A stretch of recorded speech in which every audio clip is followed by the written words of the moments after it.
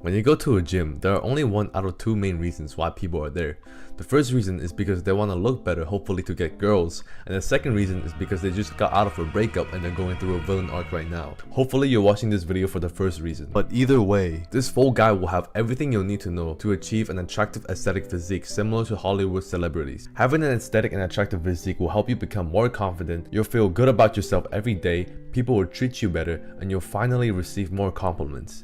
But you're gonna receive them mostly from dudes. This guide is divided into 3 parts, and it's important that you watch all 3 parts to get the most out of this video in order to build that aesthetic physique you've always wanted to achieve. So let's move on to the first part. In order to get an aesthetic physique, there are 2 main ingredients. The first one is putting on muscle, and the second one is getting lean enough to show those muscles. But how do you build muscles in the first place? If you already know what this term means, you can skip to this part of the video. If you're a beginner and have no idea what it means, stay here because it's super important that you understand how building muscle works. For your muscles to grow in size, you have to first tear them apart.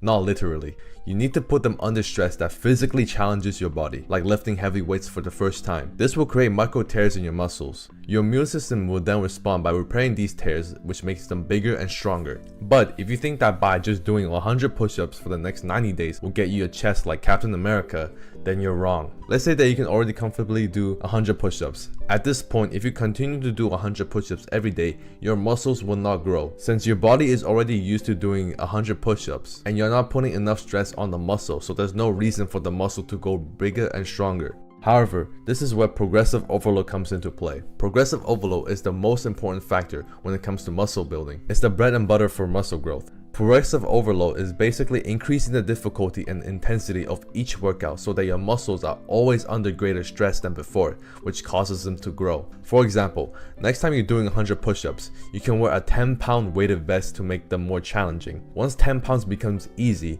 you can move on to 20 pounds. You can achieve progressive overload by simply adding more weight, increasing the number of reps, or decreasing the rest time between your exercise, as long as each time you do a workout it's getting harder and harder for you. I recommend using your phone or notebook to track your workouts. That way you won't have to rely on your memory to recall how much weight you used or how many reps you did last time. This way you'll know exactly how much weight or how many reps to increase in your next workout to achieve a progressive overload. We really want to focus on progressive overload because without it, building muscle is like driving a car without any gas. You won't get anywhere. Now that you know the basics of building muscle, there are several types of training you can do to build muscle. You can do calisthenics at home if you're broke and can't afford a gym membership. You can do powerlifting. You can be a hybrid athlete, which is just a fancy way of saying I do cardio and strength training. Or you can play a certain sport. But if you want fast results, you cannot train like a powerlifter or a calisthenics athlete doing cool handstands or any other type of training. Instead, you need to train like a bodybuilder. This means your unemployment days are unfortunately going to be over because you need money to afford a gym membership. You could get away with dumbbells at home, but having access to the gym will just give you faster results since it has a lot more machines, which allows you to do more isolation exercises. To train like a bodybuilder, first you want to do a lot and spam isolation exercises. Isolation exercises help target one specific muscle, which help give more definition to a specific area, making it more aesthetically proportionate. These are usually smaller muscles group like biceps, triceps, and shoulders. But make sure you still do 1 to 2 heavy compound lifts each workout to make sure you're also growing your bigger muscles like your chest and your back. Second, you also want to do slow repetitions and aim for 8 to 12 reps for each set and have at least 3 sets for each exercise. If you don't know what rep and sets mean, this is a visual representation.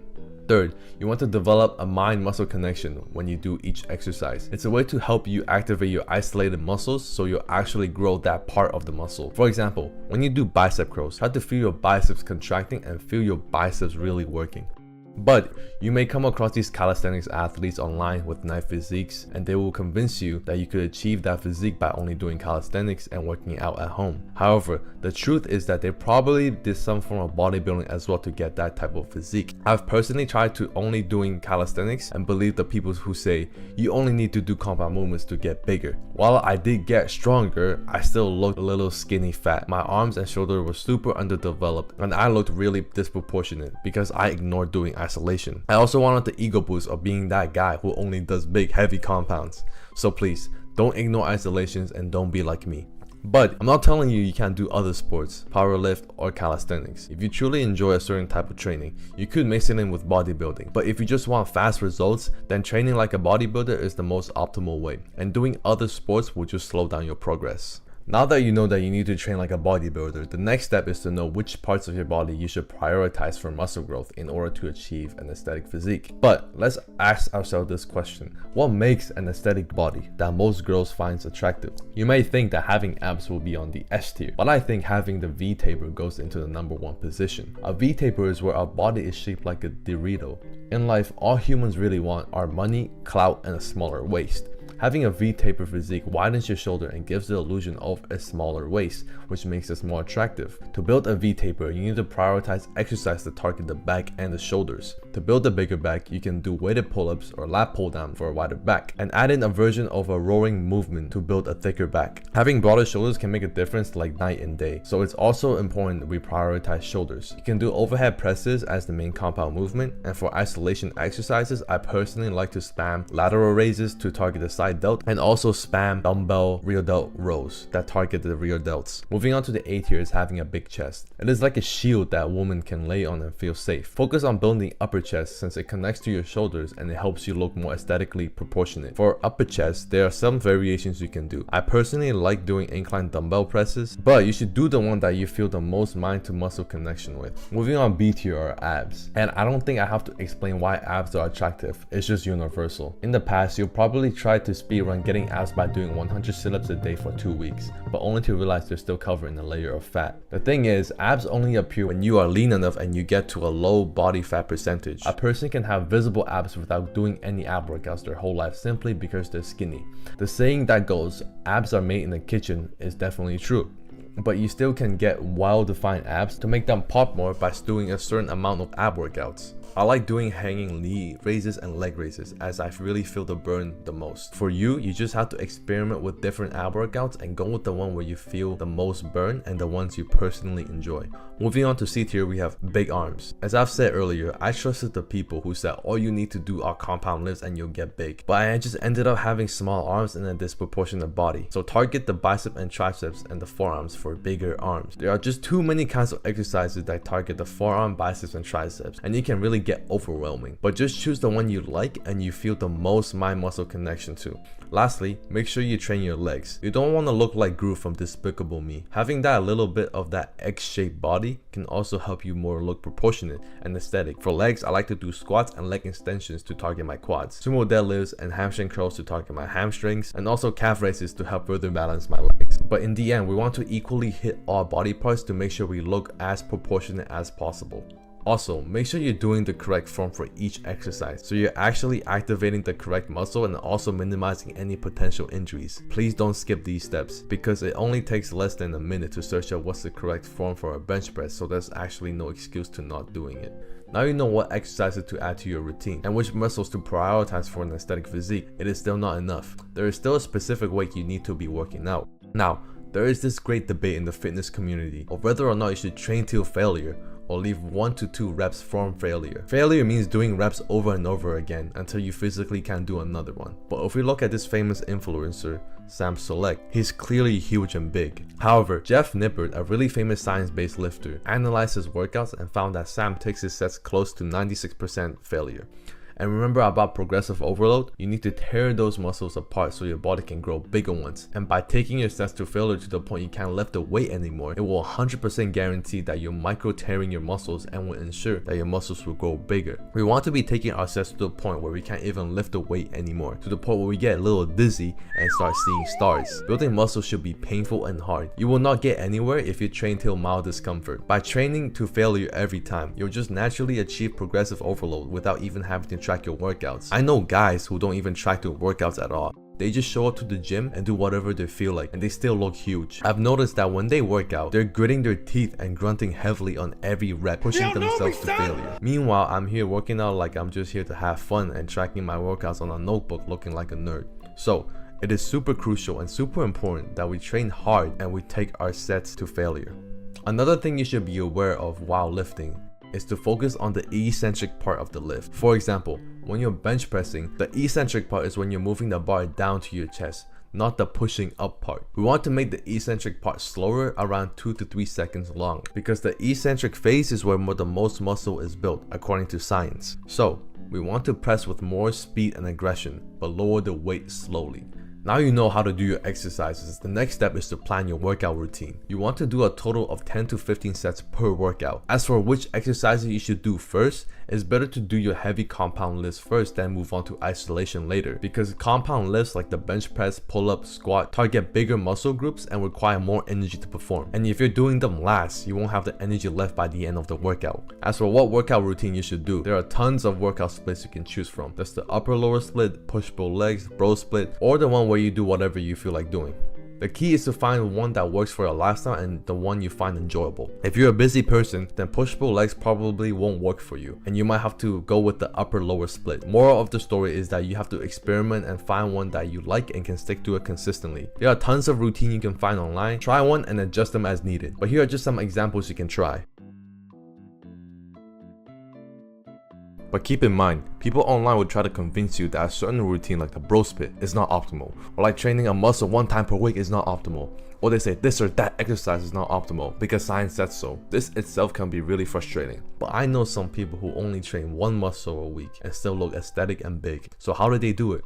They ignore the science and just do whatever that's fun for them. They don't stick to the same exercise every workout for the rest of their lives. Some days they do bench press and other days they do flies. If a certain exercise feels boring on a particular day, you're less likely to push it to failure. But say if you're excited to do bench press that day, the hype will help you push harder and go to failure. As long as you push yourself to failure, you'll build more muscle, and picking an exercise that's fun can help with that. But still, make sure that you don't switch all the exercises every single workout. It's also important to stay pretty consistent with your exercises. I'm just saying that you shouldn't be afraid to switch up your exercises once in a while. At the end of the day, just pick a routine and exercises that you find enjoyable and can stick to it for the long run.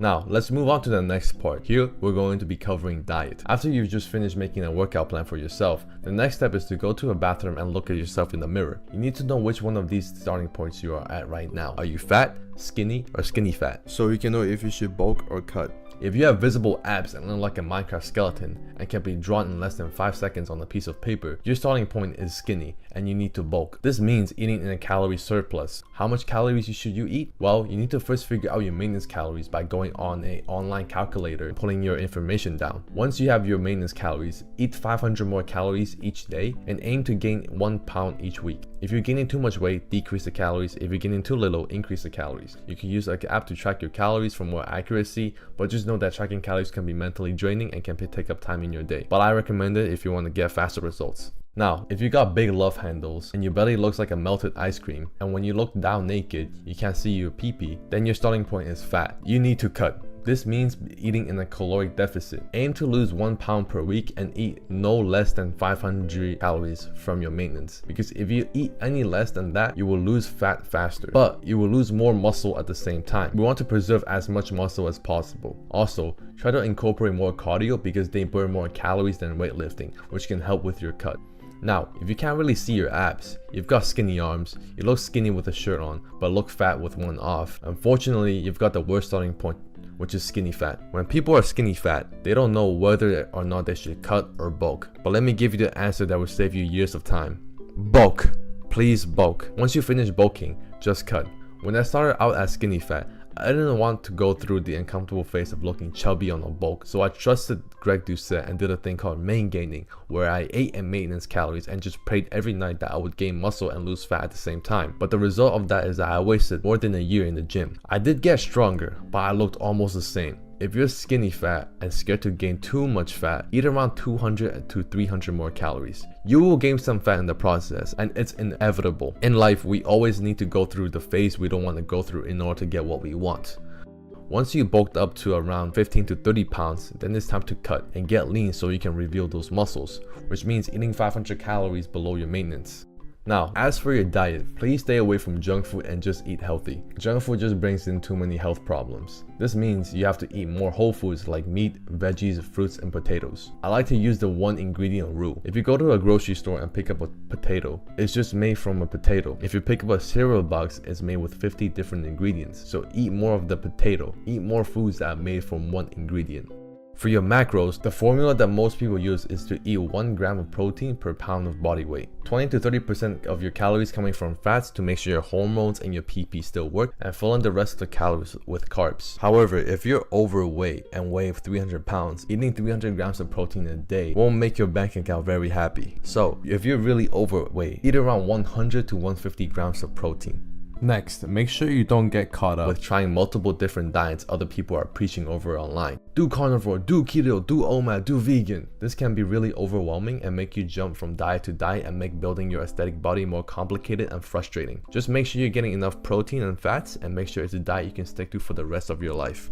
Besides diet, you also want to make sure you're getting enough sleep, because the time you sleep is where your body is repairing itself and making those muscles stronger and bigger. Make sure you get around 7 to 8 hours of sleep. Rest is also important. You don't want to be hitting chest every day. It usually takes between 42 to 72 hours for your muscles to repair. If you're tearing your chest every day, it won't have the time to repair and grow bigger. Next, listen to your body. If one day your arm feels like it's about to fall apart in the middle of the workout, stop what you're doing and just go home. You don't want to get injured, because when you get injured, it will set you back for weeks or even months. And being injured can drive you crazy mentally. You'll feel a wave of depression hitting you because you can't work towards your goals no matter what. I've personally experienced this like 3 times in my journey, and let me tell you, it almost feels like a heartbreak. One more thing, make sure you're warming up before you work out so you have less chance of an injury. My method of warming up is just doing baby weights on the compound movement that I'm going to do first that day. Say I'm doing squats for the first exercise. I'll just grab some baby weights, squat a few times, and gradually move the weight up to my regular working weight. The last part we're talking about is mindset. You could have the best workout program and diet in the world, but if you don't have the right mindset, achieving the aesthetic body will be much harder. Now, no journey is ever linear. There will always be roadblocks along the way. You might get injured, you may experience plateaus. But as long as you don't quit, you will eventually figure out and break through the plateaus and start making gains. Even if it takes you 5 or 10 years, as long as you don't quit, in the end, you will figure it out and achieve your goals. Even if the world was ending, do not quit. Next, if you ever find yourself not enjoying the workout or not looking forward to the workout, you need to increase your motivation again. Of course, being disciplined is very important, but if you really enjoy working out, you'll actually make more progress than the person who hates going to the gym, and you'll be more likely to stay consistent and push harder to failure every time you go to the gym. To make working out more fun, you can add variety to your workouts and sometimes change up some exercises. Think about going into the gym and exploring different exercises, which adds some fun and adventurous energy to your workouts. Next, watching a lot of science-based videos just causes a lot of overthinking. You'll be like, which exercise is more optimal? How many reps is optimal? Which angle do I use when I do bicep curls? Wait, he says this exercise is not optimal, but he says this exercise is optimal. Which one should I choose? Overthinking everything just slows down your progress. Instead, just go to the gym, turn your brain off, pick an exercise that hypes you up, and train hard like a Chad. Train like you're going to war. Don't overthink on which exercise you should do or what angle you should curl your dumbbells at. Just make sure you're training as hard as possible and going to failure on each set. Another thing that will help you is training with another guy. When someone you regularly train with is watching you work out, you have a huge accountability. He knows how much weight you can push, and he will call you out if you don't push hard enough because he knows you can be pushing more. Plus, when another person is watching, we don't want to seem weak. We almost always want to impress other people when they're watching to boost our own egos. It's like back in elementary school when girls are watching you in PE class and you can't help but to start sprinting as fast as possible to impress them. Now that you've got the workout, diet, and mindset all figured out, I know you're ready to take action and build that aesthetic body. Imagine the confidence you'll gain, the aesthetic physique, and the overall boost in how great life will feel for you. You'll be proud of the hard work that you've put in and the incredible results you achieve. Keep pushing forward and embrace the transformation ahead. Also, feel free to share your own experiences in the comments below. I'd like to hear some of your stories. I hope this video has helped you. Subscribe if you learned something new.